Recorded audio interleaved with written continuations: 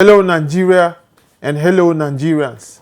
It's that time again of True Nigerians, Heroes of Our Time, a program where we bring to you Nigerians that are role models, Nigerians that are worth emulating. My guest on True Nigerians for the first time is Professor Martins Emeje, PhD, FAAS. I don't know what is FAAS, but we get to know all that. My pleasure to have you, sir. Thank you, the man behind the touchline. Yes. We met at the presidential villa, and once they introduced you, I was like, what? Yes. So there's something like that? Yes. No. We have to have over him on True 900 Nigerians. research institutions in Nigeria, and we were selected for a recognition at the launching of the transparent implementation of the government projects. As you Which saw means in the you are villa doing very by well. the First Lady, yes. It only means you are doing very well, sir. Thank you. Okay. Let's start with our traditional question. How would you define a true Nigerian? Yes, for me, a true Nigerian is a Nigerian who is ready to die for Nigeria. Simple. True. If you are not ready to die for your country, you are not actually a child of that country. In summary, yes, Nigeria first, yes, before you. Yes. Without Nigeria, yes. No you. Correct. Okay, sir. You've said a bit, but brief us. Let's know when was it? I've not heard of it, but I'm very happy about it. I'm so excited because it's just a very important part of us, especially as Africans. Yes. And we've had rumors of how they take a lot of things from here, take it abroad, bring it back as Panadol or Fancida or something. And meanwhile, we are with every other thing. But this has to do with health. Yes. That's why it's very important for me. So tell us a little bit about Nigerian natural medicine development agency. Thank you. When I got this job about 3 years ago, more than 99%. Okay, so it's just in 3 years that you got that you have made I got this kind of impact I'm already. 3 years now. When I got this job about 3 years ago, more than 99% of those who sent me messages of congratulations or call put something at the end of the message or while they were concluding the call that why are they giving you a new agency to go and start? So when I told them this is not a new agency, that the agency was established in 1997, they were all surprised. So the agency is used to be 30 years next year. It's not a new agency. But that is to tell you of the level of neglect on part of government, on part of the private sector, and the struggle with my predecessors, because I'm about the 6th DG. Wow. Yes. I'm about the 6th DG. So my predecessors had gone through things to see how, to ensure that the place even continue to exist, no matter how unknown it has been, but that it existed until I came. Because you see, the thing about public institutions in developing countries is, it's not like developed countries that they will always say you don't need strong people, you need strong institutions. No. For us in developing world, we need both strong institutions and strong leaders. Because if you are not a strong leader who is self-motivated, who is passionate about the work, look, that institution will just be there. And nothing will happen. That's why there are many institutions you don't hear about it until strong individuals occupy a position of authority. So the Nigerian Natural Medicine Development Agency is an agency of government created, and this is the way I explain it to the lay person to understand. It's an agency of government created to ensure research and development of everything that is medicine that is not chemical or artificial. Once it has to do with our health, in a way that you do not use chemicals, then it is under our jurisdiction. So we do research, we develop, we are to collate, we are to preserve, to teach, and to ensure that everything about our natural resources that can lead to well-being of our people is properly documented, is preserved, we conserve it, and ensure that it continues to provide the needed outcome, desired outcome for our people, which is well-being, create jobs, improve the economy, and make sure that our people have wealth from it. Now, this includes, and this is where many also didn't get, you know, we are, as human beings, we are people of faith. Irrespective of what your faith is. So whether you are a Christian, or you are a Muslim, or you are a Hinduist, or you are a Buddhist, or you are a traditional African, of traditional African religion, we all have religions. Even atheists, people who don't believe in the existence of God, they have religion. Now, all of those religions, they fall under my agency. Oh yes. Because Nigeria, for example, the two prominent religions are Christianity and Islam. Now, in these two religions, there are some people who, by their faith and belief, don't access health from the hospital. Yes. Wow. There are some Christians, for example, who will never take blood transfusion. There are some religious sects, some Christian sects, who don't take blood transfusion. But they consume some natural products to give them the blood. That's our medicine. There are some Christians and some Muslims, when they are sick, instead of going to the hospital, they go to their religious leaders. To pray for them. To pray for them. And the truth is, whether we like it or not, some of them get well. Some of them get... It is the responsibility of this agency to do research, development, conservation, preservation, and talk about those type of... Because those things contribute to the national well-being of the whole man, and therefore the country. Citizens. So you can see how wide. No agency is like this agency in the country. Now, look at the history of our... Look at our history. 400 years ago, Nigeria was not a colonized country. True. There was no Nigeria. But we did not jump from space. We are geographically, we were not Nigeria. But we were here. But we are here. We have our ancestors who lived in these same places.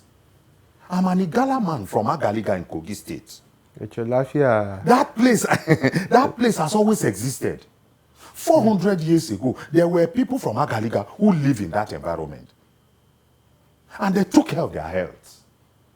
How? So how did they take care of their health? They went to the bush. They used plants. They used animals. They used soil. They used water to take care of their health. It is the responsibility of this agency to ensure that that wonderful knowledge of our people is not lost. It's not lost. Unfortunately, because of the lack of attention to an agency like this, what I call lack of prioritization of research and development, we have lost a lot of this information. Look, the work we have done in the last 3 years, and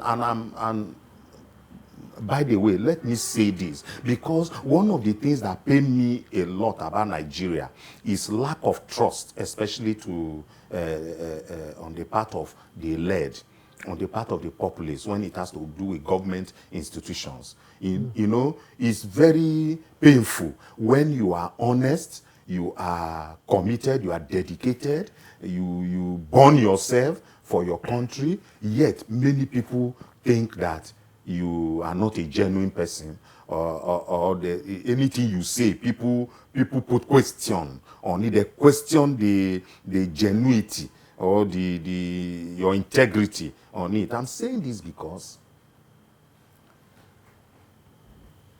what we have done these 3 years, if this country was doing it the past 9 years when this agency was created, Nigeria will be like China and India today in terms of traditional medicine. So this fault now, are you saying is the people, the leaders who had the opportunity of the position, or is from the government at the center? It's not DGs. It's not the fault of my predecessors. It's fault of previous governments. And I'm saying this because I am the first research professor in Nigeria to be heading a research institute. Yes, I am. You know, and my career is totally research. So I know the problem of research. I tell people that I am the textbook of research to be read. I don't read any book to do research. I am the textbook of research that people read. Because this is the only thing and I have gone to countries. I have worked in advanced country. I have worked in middle income country. I have worked in wretched countries. For lack of proper words, let me just use that. I can mention some of them nearby countries where we use lantern to work in the lab. I have worked in such laboratories. And I have worked in a lab where as you are coming, electronically, the lab identifies you. And the door opens. And everything you are doing in the lab is automated. I'm one of the few Nigerians that have worked with 800 megahertz nuclear magnetic resonance. I'm a pharmacist. I have no reason to say what is not true because I took an oath about 28 years ago. So that's why I'm saying it, because when people hear you say it is this administration that this is happening, they think you are being political. It's not all of us. Is this administration that encouraged it? Yes. The previous administration did not encourage it. Well, even yourself, did you not say you have not heard of this agency before? Never heard of it before. I just heard of it. So, am I not the first black man now to be appointed by World Health Organization as a chair or board of traditional medicine? Why didn't it happen honestly? So, is so that we can talk about what we are doing really, but it is necessary to put it in proper perspective, contextually, that if only we have given attention to research and development, especially in the area of traditional, complementary and integrative medicine, what we call traditional medicine, then we will be competing with, so in other words, Asian countries too. In other words, what you are saying is that aside this government, because I've always had problem with research in Nigeria, research institutions are usually neglected. Yes. In fact, politicians use it to just make money and say, okay, research this, research that. Sometimes even when the researchers or people like you who are professors and genius do the right thing, create and formulate whatever they get to formulate, the policies of government, there's no encouragement in the implementing the result of the research. So research institutions are usually underfunded or not funded, neglected. It's still the same. It is still the same. I am not saying that this is what it should be. No, I'm only comparing this government with the previous government in terms of the attention and not necessarily funding, because I'm about the least funded, among the least funded agencies in Nigeria. This is a 300 to 500 million naira funded agency. Million, not billion, million. So you can, that is what some individuals use in a year. That's what an agency is supposed to. And in fact, if you want to do clinical trial of a single drug, you need more than 300 million naira to do it. So, but that is, there's a difference between political will and financial will. Right? So, let me give you a typical example. Before I became DG, I had 21 to 22 years experience in the research sector in the lab as a researcher on the bench, hands-on.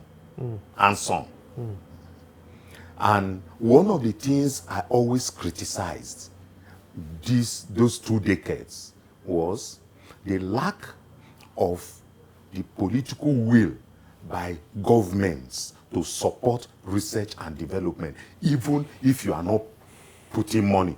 You need to put money, but even if you are not putting money, there are things that can be done to encourage them. And I give you two examples in this government. Two quick examples. One,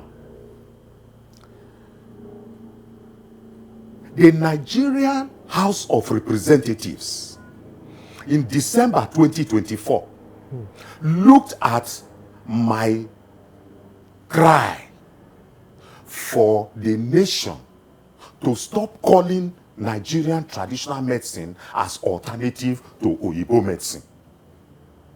And they moved a motion in the House of Reps that yes, that Nigerians, that henceforth, they should not call traditional medicine alternative.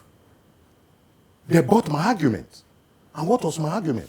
Argument is that more than 160 million Nigerians, what they have access to is our traditional medicine.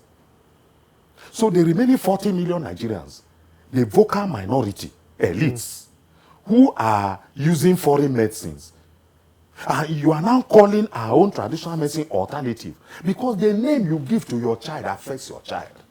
True. So you can see the National Assembly, the House of Reps, they moved that motion, passed it unanimously. I have a copy of it. I can show you. That's on the legislative side. Now look at the executive side. The president of Nigeria himself, Bola Ahmed Tinubu, GCFR, went to Malabo, that's Equatorial Guinea.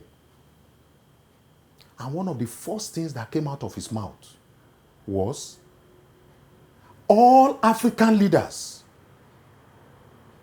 I encourage you to support research and development in your home countries and in Africa, because all problems are local and the solutions are with your local people. I ran to NTA and I said, I don't know whether it was NTA or AIT, one of these television stations. And I said, give me that clip. All I need is that the president should just be saying that. Don't even give me money. Yes, and I meant it. People were laughing at me, but I knew why I was saying it. Because I am the one. And I've always said it. Let all the professors in this world come, let us compete. If it has to do with research and development in this area, nobody can beat me in this world. Nobody. Because when I left school, when I left the university, I didn't branch any other place. Unlike many, if you see many of my colleagues, professors, they are taught in the university, or they were brought from the university, or they were in the industry, or they were somewhere. Those of us who left, I trained as a trainee, IT student from the university in a research institute. I did internship in a research institute, did NYSC, and that is all I have been doing. So I know the problems and the solutions. Okay? So you can see these two things. Is there money? One is legislative backing. One is executive backing by their comments. Now, somebody who does not know will be saying, how does this support research? It does. Because that is what the private sector wants to hear. That's what the private sector wants to hear. I did my PhD bench work in London. It was supported by a foreign pharmaceutical industry. The reason they sponsored it is because they know that the result of that research is for them, and they will go to market with it. So the 13.5 million pounds sterling that was spent on me by that company, they have since recouped it and made profit. How many times? So if the private sector knows that the government of a country is interested in research and development, they will invest in it. But when they know that government is only interested in importing, then they will invest in importation. That's why you see all the private sectors, what they do here is importation and trading, because they know that's what government is interested in doing. What kind of results or changes, since after, like now, Yes. it's obvious that Yes. this government is in Yes. support of Yes. what you are doing. Yes. But what kind of results have you received from the private sector so far? That is huge, because I have over 15 letters from 15 different private industries, companies, and entrepreneurs who wants to work with us, who want to take the results of our R&D to the marketplace. In fact, for 2 years, I struggled to get a ministerial approval for me to, because it's public money. So you don't just sit down and say because you know what to do, you start doing it. Nobody will believe you. They will think that you want to. And I have the experience, because I am the only government researcher that has put a health product in the market. Yes, the only health product, the only herbal drug for the management of sickle cell in the entire world is in the market in Nigeria. I am the one that put it in the market. And what's the result so far? It's in the market already. Before product goes to the market, it passes through a lot of phases. If it does not have good result, it can't go to the market. It's already in the market. It's being marketed by a pharmaceutical company in Lagos here. And when I became DG, we developed another product for the same sickle cell, which will be given out to another company very soon. You know, so what they support, the political support of Mr. President, the political support of the House of Representatives through Dr. Abbas Tajuddin has done, is that it is creating some trust level for the agency. Our network of friends is increasing. And What we people can do together comes out. They now see Dr. Kingsley Ude, SAN, is the Minister of Innovation, Science and Technology. That's my minister. Within 2 months that he became minister, he gave ministerial approval for me to go and engage the industry for commercialization of our R&D results. 2 months. Within 2 months. I struggled for 2 years to get that approval. Within 2 months, the man gave us that approval. That's why today we are about to hold the biggest, the mother of all research and academia summit that Nigeria has ever witnessed. And this is not about population. make sure I'm invited. That's why I'm also putting a disclaimer. In case people will be watching out for us to do live transmission on television or for population, for us to say that 3 million people. No. It's going to be a meeting, business meeting, between the research institute, that is our agency, and captains of industry. That is serious industries, serious startups, serious companies and entrepreneurs and individuals who are interested in taking our product to the marketplace. The first public pharmacy, the first public herbal pharmacy in Nigeria is here. You will see it today. Launched in this compound. First, it's here in this compound. You will see it today. All the products you see there were our products, the result of our research We do our research, we do laboratory studies, we confirm our work, we do pilot scale up, we do whatever we're supposed to do in terms of quality assurance, quality control, and then we produce our products. We work seamlessly with the National Agency for Food, Drugs Administration and Control. NAFDAC. Yes, for peer review, because they are experts in regulation. There are things they know in regulation that we don't know, even though we are experts in research. Regulation is different from how does they this look at it, they give us approval to do, and then you see our products. Okay, how does this trickle down to the, when we started, you said you are, just like I had the Inspector General of Police on this program, and I introduced him as the head of all the security men, even the gate men that open gate. Once you are a security man, he's your boss. So you are the head of the Babalaos. Yes. So how does this trickle down to those Babalaos who are the ones it's not in down. the village? It's not down. Don't call it down, because these are my people. They are grassroots. They are not down. They are not down. They are on top. They are on top. All Babalaos in Nigeria are on top.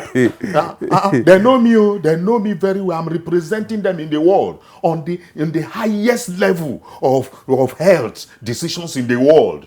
That's where. Okay, that the Babalaos are also associated with other things. No, anything they associate with is good, because it is medicine that they give our people. It is health that they give our people. It is the sick amongst us that they help.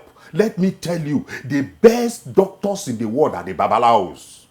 What about the diabolical? Which diabolical? The other things. Which thing? That they are associated Mention one and with. I will tell you. Mention one and I will tell you. The one that no. that kills people sometimes. No. Babalao don't or kill witchcraft. People. No. Babalao don't kill people. They don't do witchcraft. That is not Babalao. That is not our native medicine. Our native medicine is to help people. Medicine cures disease. So, excuse me. So anybody who says Babalao and is killing people, is not a medicine man. That's true. He's not a medicine man. It's not because he's a Nigerian. And it's not because he's an African. It's because he's a killer. It is not Nigeria that is the owner of killers. We have killers all over the world. Are you not aware that in some developed countries in this world, when people wake up in the morning, their prayer point is that as they are going to school today, nobody will come to the school to come and shoot children?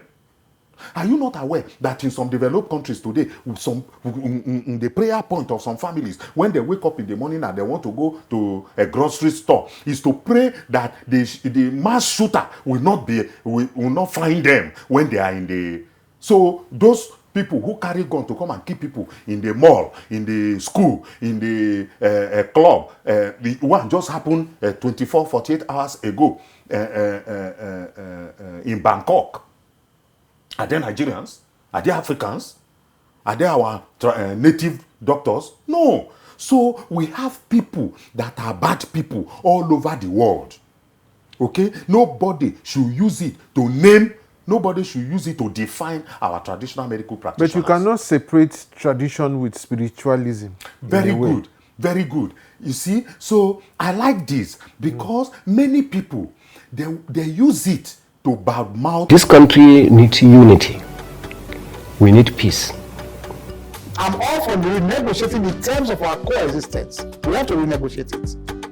The youth have been misguided, unfortunately. I like my country. I like the land and people. Hey, look, I have 40% shares in this company. So if I had known that you... Judges are either corrupted or they are afraid of giving judgment. There's no stopping us. No stopping. I think you must be guided by certain principles. Give us a better Nigeria! Give us a better... Youth are the vehicles of change. The youth are the answer. Look beyond the tired faces. Look beyond the scattered races. See the heart of a true Nigerian. Hear the people saying, Oshe. See the children singing Sandu. That's the heart of a true Nigerian. See, all we need is love together.